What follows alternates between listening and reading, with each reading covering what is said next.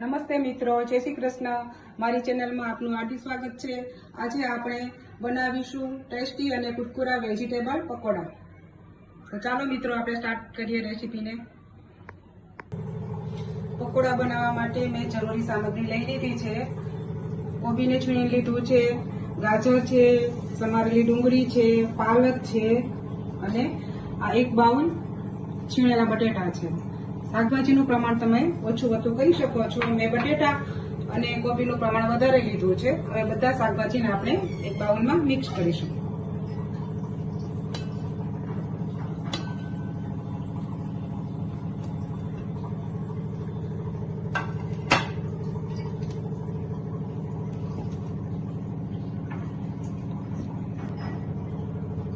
એક મોટી ચમચી આદુ લસણ અને મરચાંની પેસ્ટ લીધી છે.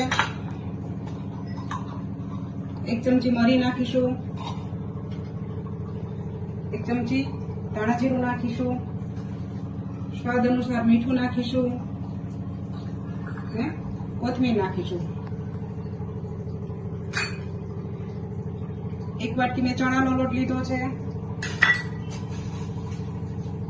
એક મોટી ચમચી કોર્નફ્લોર નાખીશું. હવે આમાં આ બધાને એકદમ મિશ્રણ કરવાનું છે. પાણીનું અત્યારે એડ કરવાનું નથી.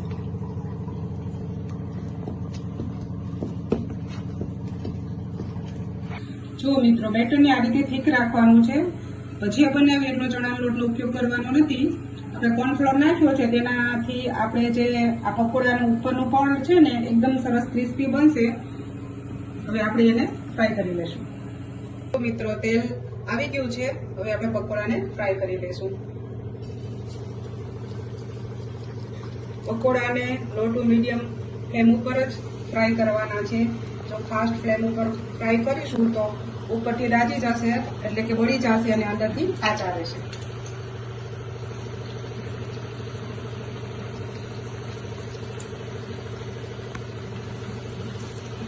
જો મિત્રો, આ રીતે ગેસની ફ્લેમ ધીમી અને મીડિયમ કરતા રહેવાનું છે અને આ પકોડા આ રીતે ગોલ્ડન બ્રાઉન રંગના થાય ત્યાં સુધી તળી લેવાના છે. જો આવો કલર આવવો જોઈએ. હવે આ પકોડાને આપણે એક પ્લેટમાં કાઢી લઈશું.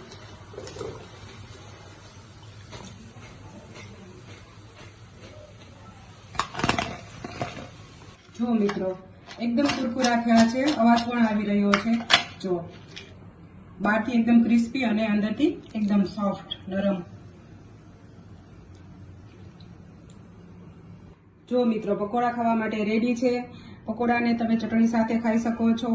ખૂબ જ સરળતાથી બની જાય છે. ખાવામાં ખૂબ ટેસ્ટી અને ક્રિસ્પી લાગે છે. નાના બાળકોને ખાસ કરીને વધારે ભાવે છે.